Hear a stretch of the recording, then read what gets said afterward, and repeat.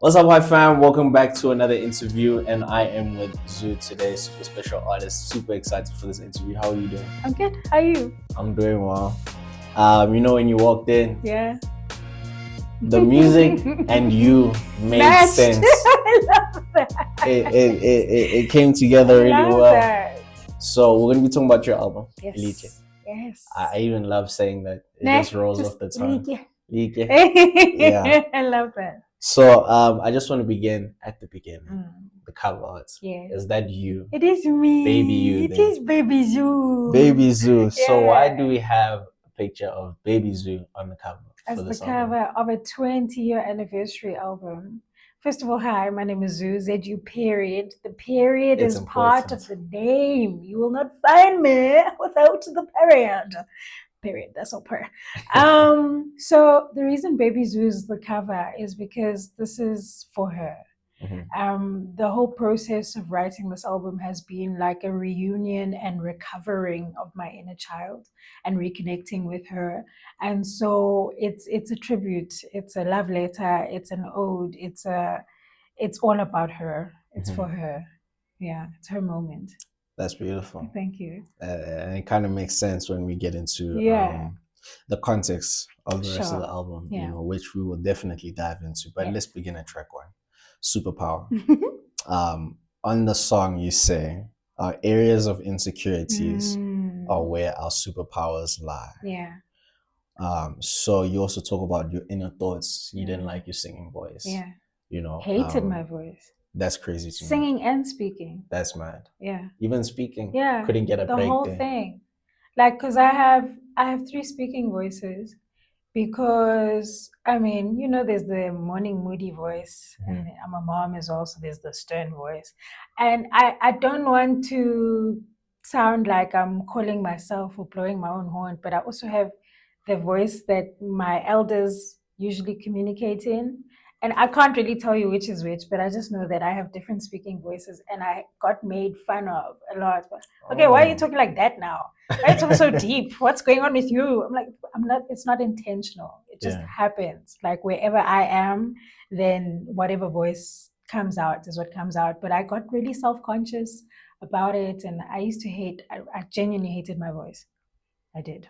So which voice are you operating with us now? The one of the Queen. The one of the Queen. Love that answer.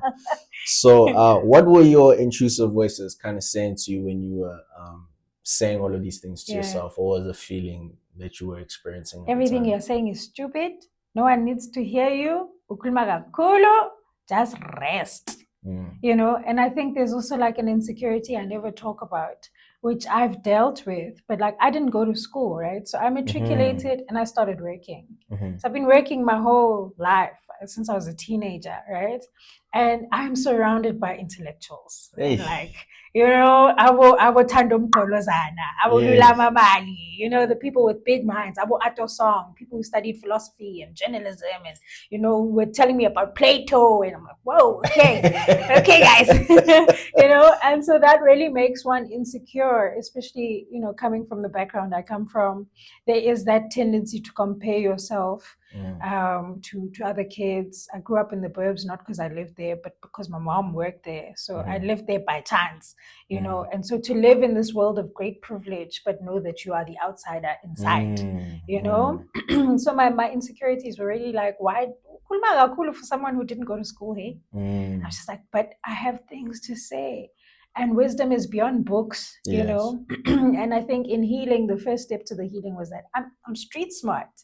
I might not be book smart, but like, and then even there, it's like, but why are you saying you're not book smart? You read, you know stuff, So I think in learning how to see myself differently and loving myself, and also I call it ancient wisdom of knowing the importance of my voice, because I didn't sing because I thought I was amazing. I sang because I knew I had to, but also because I saw what it did to the receiver. So I was like, okay, this is important. I'm a messenger. So don't shoot the messenger. Leave the messenger's voice alone. But hear the message, and I hear the message as well. I receive it as well. And so I think that's how I've come to become more confident and to love myself. I love how you touch on healing. Yeah. Because listening to him 246, Yeah. you kind of get that energy, you know. And sometimes when I listen to a song, I really listen intently, like with Superpower. But other times, a song like him 246, I kind of just felt it more than I heard it. Yeah. Can you tell me about your spiritual outlooks, because your music carries that feeling in it? I like that you say spiritual, because I was raised in the church, but I don't believe in Christ. So you can imagine, like the discomfort that my parents had to deal with. Fortunately, it was quite young that I was very expressive about. I'm not going to go to church when I'm older. When I own me, I'm not doing this. And they joke about it all the time, that I was always that kind of kid who was like rebelling against the religious system. So I was raised as a Christian baby. And, when you are raised as a Christian baby, especially I think every church really, but everyone has a hymn, everyone has their song, and the idea is that if you're going to get up and testify or preach, and also when we plant you back in the ground, we will sing that song, to lay you to rest and so on. So hymn 246 is actually my son's hymn. My son's favorite hymn. And my sons are both kings, by the way. My sons are being raised co-parented by myself and my parents. And my parents are extremely religious. And I will never tell them not to believe in what they believe in. My kids must believe what they believe until they believe whatever else they believe. So my son's hymn is 246. And as a mom who's really loud about loving her kids, I thought, oh, I like this hymn. I love the boy who loves the hymn. Let me reimagine it, And so I believe in God. I believe in nature. I'm what we're calling nowadays a chakrahan. So I believe in the trees. I believe in the water. I believe in God being inside me as well. So I am very spiritual. I have a very deep relationship with the God inside me, and the God in the water, and the God in the trees. And I believe that humaning is a village and team experience. And so my spirituality is based in us being one, of one source, of one energy. Yeah. That's beautiful, man. Moving on to a song that kind of touched myself, but before I get there, before I rush you to the next question, I'm actually the same. Grew up in a very Christian household, but don't believe in Christianity. Also, I'm only going back to school now, so the insecurity of feeling like, like you don't know enough. Yeah, you feel like just like maybe there's not much else to know, but maybe you're there, but you don't know if you're there or not. So self-love is self-love was a song that kind of resonated very deeply given the themes that we just spoke about. How do you kind of root yourself in self and have that positive self-talk rather, to be able to love yourself, really? So my journey to self-love and self-love has been long. I think the first moment I deliberately started starving myself, I was in a car accident in 2007 that almost took my life. And I felt hideous. People look at me now and they don't believe when I say I didn't think I was beautiful until like my 30s, my late 20s, 30s. So 2007, I'm ending my teen years. And, this accident, I was swollen. I felt so ugly. And I cut my locks and I braided my hair. And I decided to start staring at myself in the mirror as a religion. Like I would just sit for hours and stare at myself in the mirror. Then I started taking pictures of myself in my underwear, not in a sexual way, but just like I wanted to see myself, accept myself, and love myself. So that was like the first step of it. But I was so young, I didn't really understand what I was doing. And then years later, living with clinical depression and trying to unalive myself numerous times, you then sit and say, okay, why are you trying to end this life? What's wrong? What don't you like about yourself so much that you think it should end? And I started having those uncomfortable conversations with myself. And I think unpacking that and finding the root cause of all my wounds, forgiving myself, forgiving those who inflicted them on me, and kind of processing that this is the human experience. There's no prototype, there's no blueprint. You are the map, and you need to find the streets and the avenues and the alleys as you are traveling the journey. And so I think it's been a very long, layered, I'm still in it, but a long, layered journey of unpacking myself, seeing myself, accepting myself, and like hyping myself because actually I'm incredible. But I didn't know that, and I think the bed of insecurities that all of the confidence is based on, I will admit, I think it keeps me humble. I think if I'd known how awesome I am, if I'd known how awesome I am at a young age, I'd be a tyrant. But I think that balance of like, I don't know who I am versus knowing exactly who I am right now, it balances me out as a human to human with other human beings. You talk about this journey of self-discovery, so to speak, and obviously at different points in your life it looks different. Is there a portion that you would like to speak on and say, this is my experience of self-discovery at this point in my life, and this is why it stands out to me thus far? You know what? There are two things, and I don't know why it's taboo to talk about. But I started taking shrooms, not like recreationally, but like spiritually. Life changing. Like I'm looking forward to one day doing ayahuasca as well. But there are herbs that like exist. And this is why I say I'm what we call a chakrahan, because it's very woo-woo hippie stuff, right? But there are herbs that exist that are natural, that can really change you, that can allow you to tap into yourself in a way that you've probably never tapped into yourself and might never tap into yourself if you don't engage, certain things. So yeah, I think taking shrooms changed my tolerance for self, my understanding of pain and wounds. Also, at the time I took the shrooms, I was dealing with my father wound, which is huge. I mean, girls will know we end up dating the wrong guys because we have wounds, and I mean, you guys have your own wounds as well, but not Beyonce right now. Yes. So that's the one thing. And I think the other thing is discovering something called human design.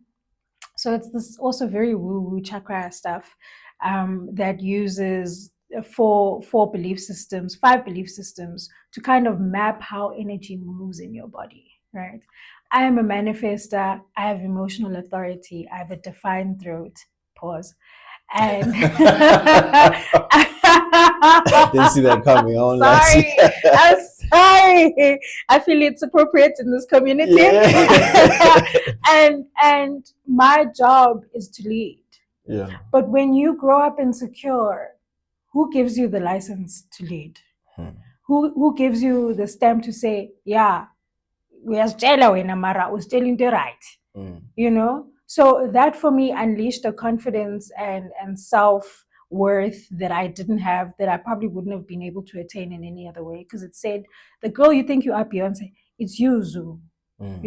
You are meant to speak confidently. You are meant to speak from feeling and emotion. You are meant to make decisions from how you feel.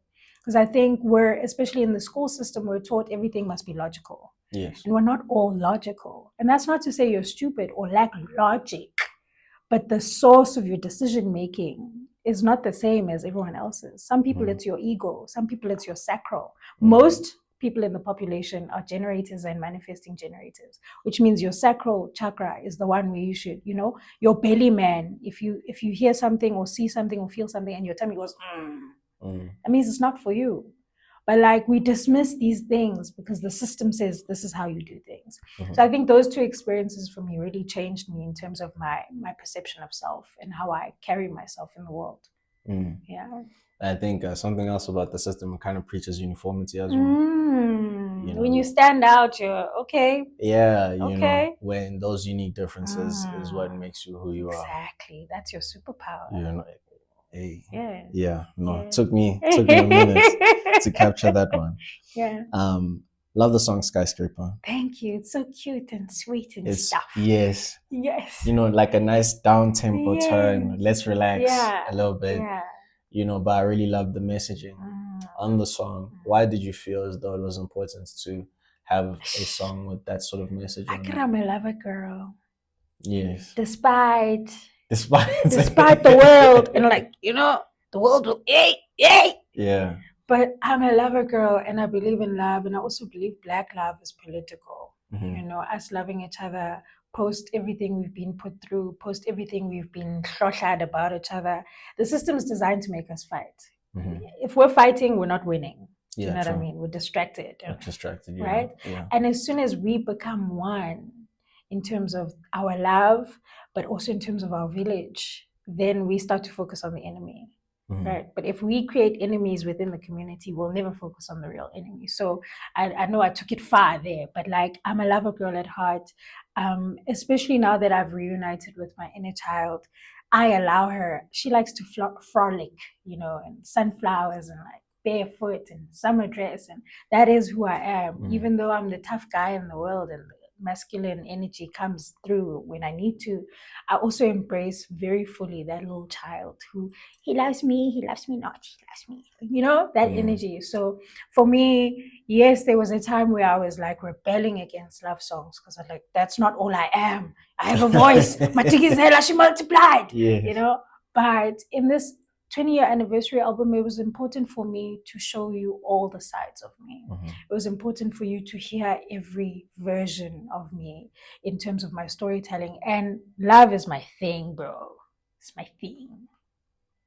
It really is. And so the textures of the album, I mean, when I curated the song list, I was like, this, I want you to go through an adventure, but I also don't want to introduce you to the lover girl first. I want to tell you I'm strong and I'm enough. And I'm rooted in my faith, and I self-love and I self-love. Now that you know that, let's talk about some feelings. Okay. Yeah.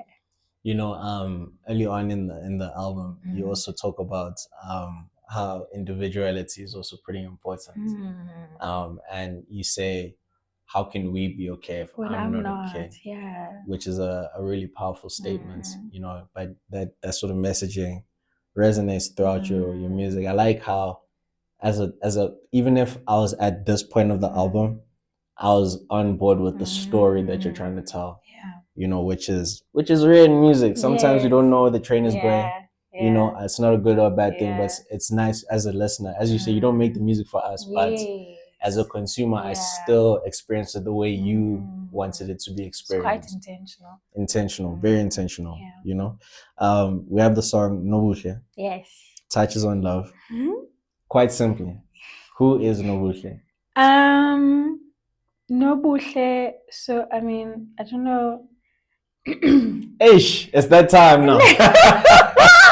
No, it's not that spicy, but I mean, South African women are gorgeous. Absolutely.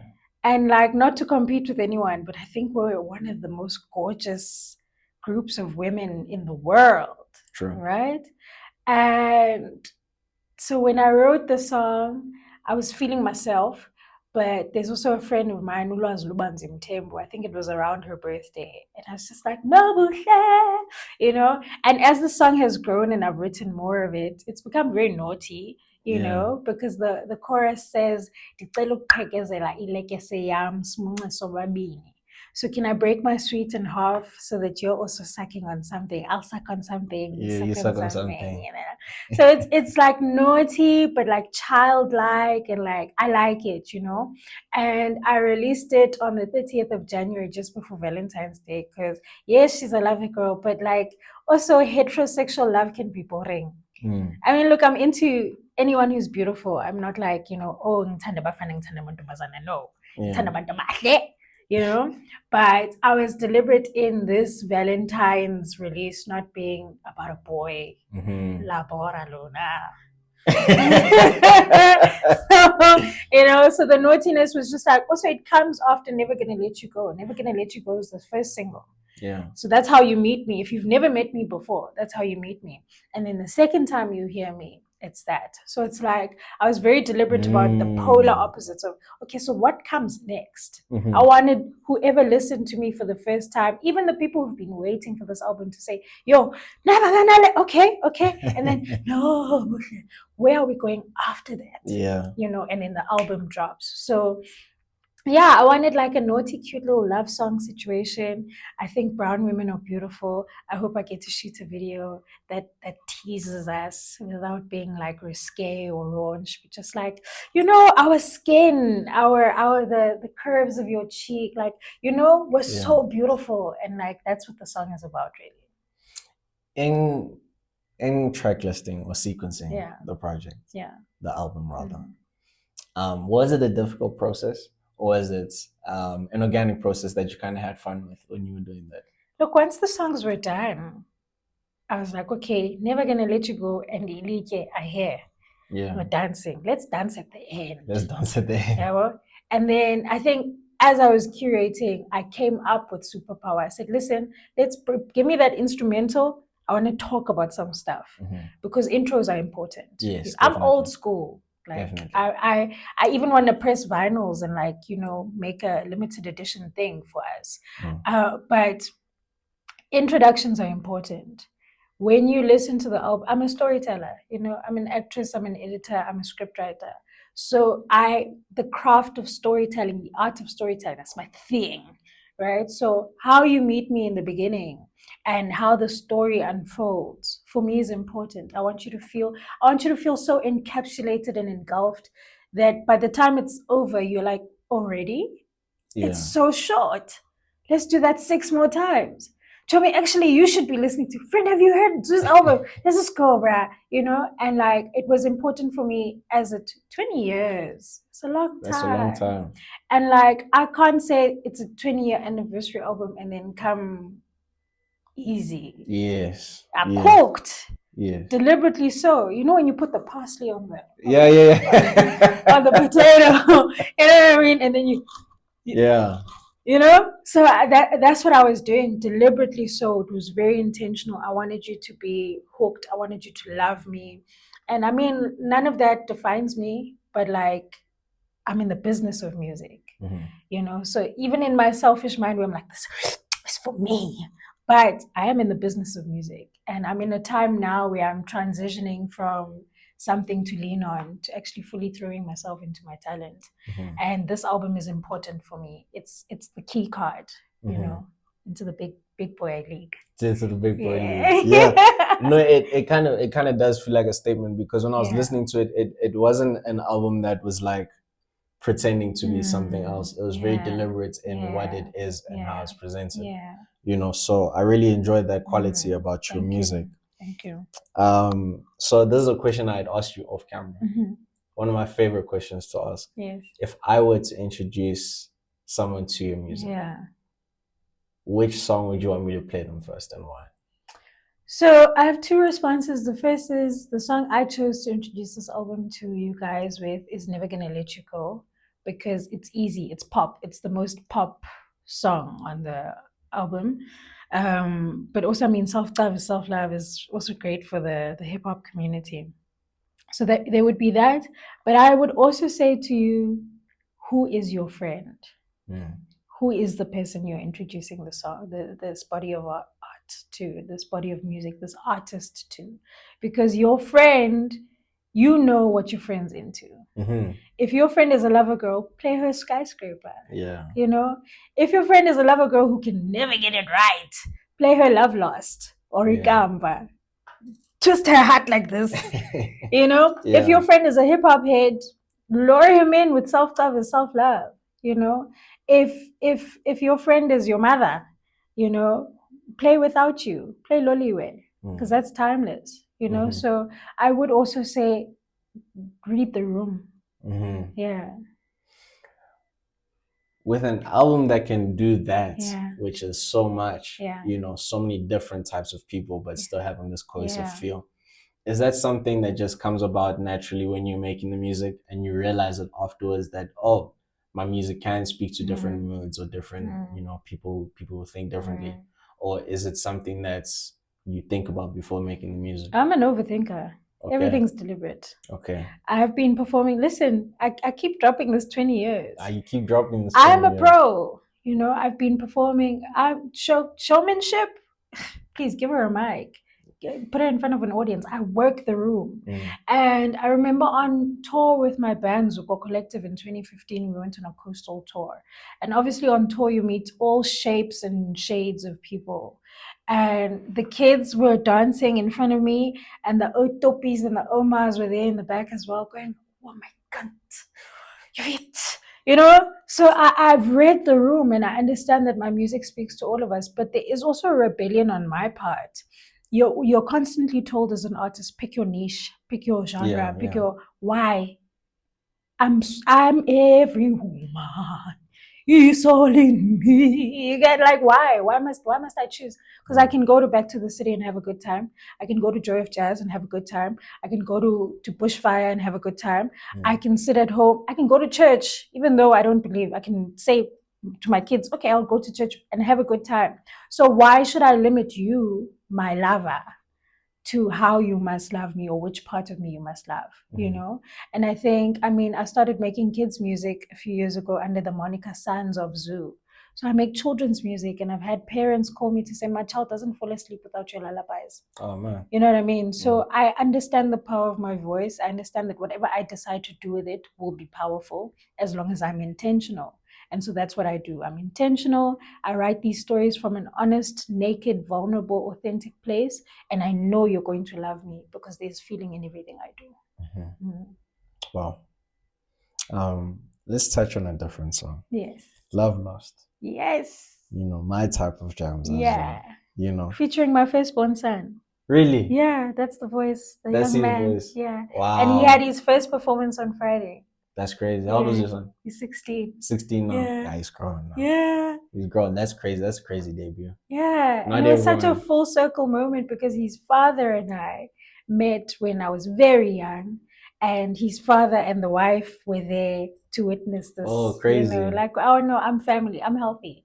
There's no drama, you know. So the family was there showing up, and the dad was at the back going, you know, and he was there with his head carved and like singing so beautifully. I looked at him once and I was, whoa, don't look at him. Hey, don't look at him. Yeah. That's definitely you know, one of so those yeah, moments. that my son wrote his verse. His dad played the guitar, and I produced the rest of the song. So that song is purely us. Wow. Yeah. That's crazy. Yeah. That must have been a beautiful moment. Yeah. For sure. I'm emotional just thinking about how beautiful the family has a song. Yes. Yeah. So on the song, hey, that's a great story. Thank you. On the song, you talk about the realities of being with the taker. How would you describe that sort of a situation? So, the candle and the moths. I had a playlist on TikTok. I'm cleaning my TikTok now. I'm trying to be more professional. Okay. But I had a playlist where I was telling people about all the narcissistic experiences I've had. I carry a lot of light. It's taken me some time to accept that, but like, I'm not playing small. So I know I walk into a room and there's a shift. My energy is loud. There are men who look at me and they think, I want to put this one in a jar. I'm going to put it in my pocket, you know? And I've experienced so much. I mean, this is really controversial to say. I've never said this before, but I was in Sun City, prison, because a man tried to take from me. And I clocked him quickly. But like, the fight was so hard, I had to end up behind bars so that he could prove a point, you know? So being with a taker when you are not healed can really bury you, you know? And if you don't clock what they are trying to take, you might think something's wrong with you.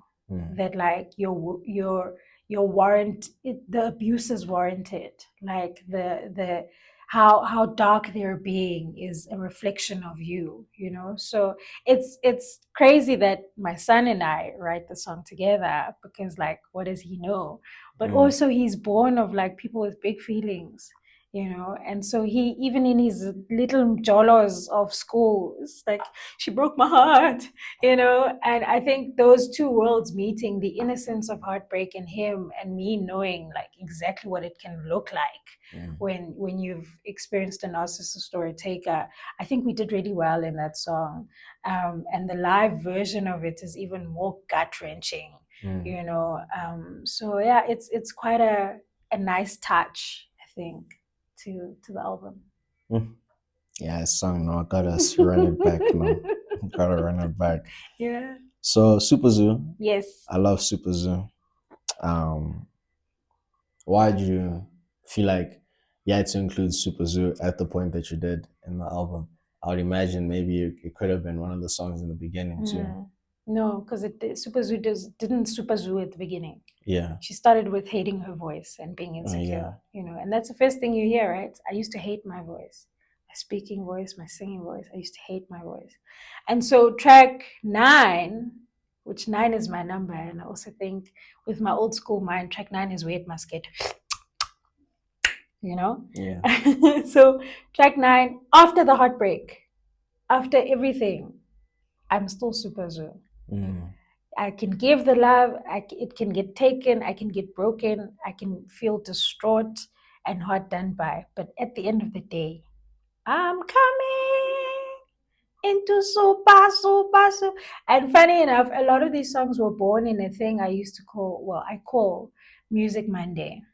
So I'd get like Liddy on a Sunday and then switch my things on and then just play around and freestyle. And then on Monday, I'd post it on my socials. And then I realized, hey man, I'm giving you guys goodies for free. You don't deserve me. Then I stopped and I went back to the basket of goodies and I said, this is a gem. Let's write a song. This is a gem. Let's write a song. And when I was in Europe 2 years ago, my tour rollout, that was the song. That was when I was posting posters. That was the song. I'm coming into super, super, super. So it's an affirmation. It's a mantra.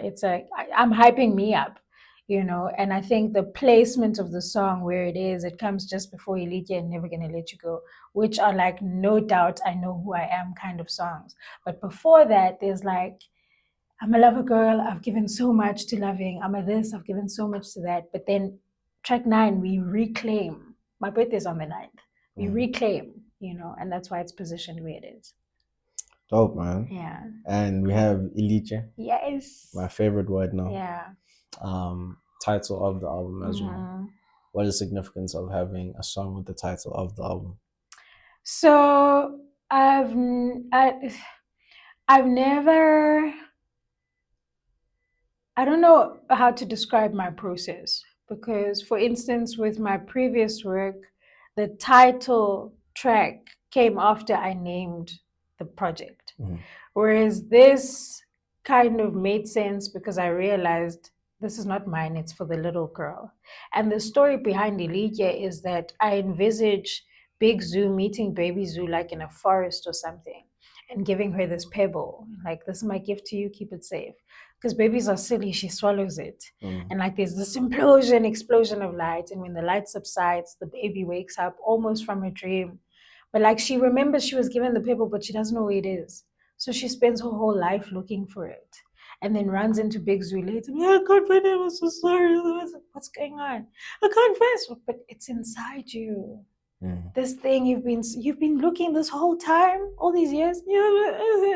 It's inside you, this thing that you've been searching for. And so symbolically, that pebble is my essence. That pebble is the alignment. It's my emotional chakra. It's my light, and my sense of self-worth. And so that message in the song, there's also the voice of God, where I speak as God, reminding every version of myself never to forget the power that she holds. So that song's very personal. It's also the longest song I've ever made, 8 minutes, 28 seconds. But it had to be the title track. And ironically, the cover art, that baby is standing in front of a big Ilitye, big ass rock in the neighborhood I grew up in. And so Ilitye is just symbolic of the thing that I gave myself that I then forgot I had and then spent my life searching for, only to remind myself It's inside you. It's in you. Yeah. Beautiful. Yeah. And then you round off the album with Yes. Never Gonna Let You Go. Yes.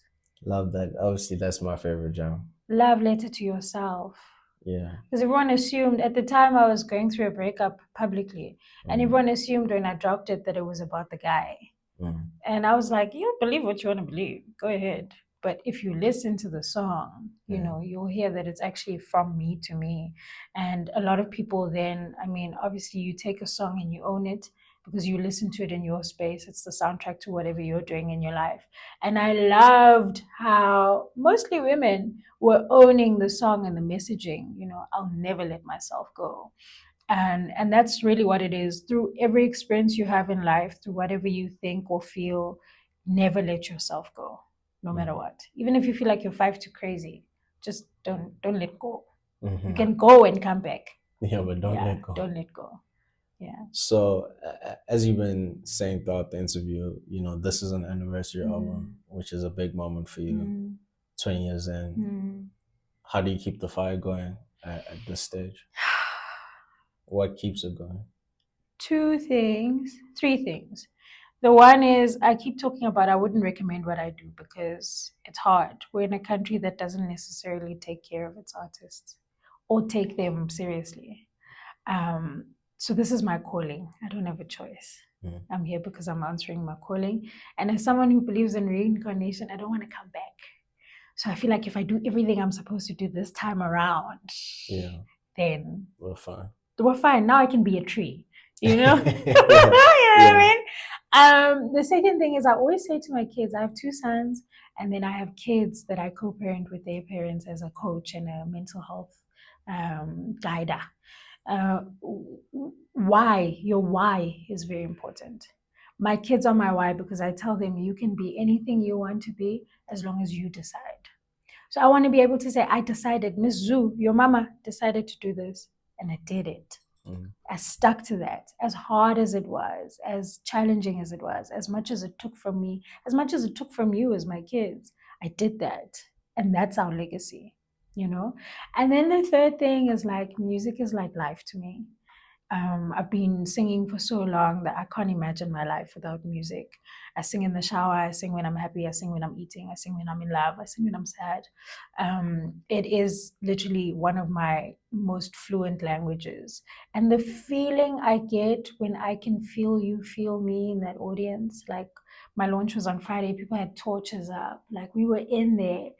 My best friend's mom came through and she just like had her hands on her face like this. And when my son came up, there wasn't a dry eye in the audience. That music is religious. Music is a religion. Music is spiritual. Music is cult-like, you know, and I'm deliberate about having my voice send the right messages. And I'm acknowledging back to the, you know, idea of a calling that I'm meant to say stuff. And I want to say things that build us and grow us and help us to heal and help us to see ourselves as we are and encourage us to leak before we burst, and see ourselves for the magic, you know, that we are, especially as brown people. I'm very like pro-brown and us knowing just how gorgeous we are in every way. Wow, that was a beautiful conversation. Thank you. Very, very I feel rooted. How can I say? Yeah. Get yourself a chakra. Yeah. Need to tap in. No, I appreciate that. And like interviews can get so boring. And so I appreciate this one because it felt like a conversation that you were intentional about. Not just a regurgitated bio, which gets so boring. You know, as artists, we attend so many of these interviews. It's like the same conversation over and over again. So I appreciate this was really wholesome.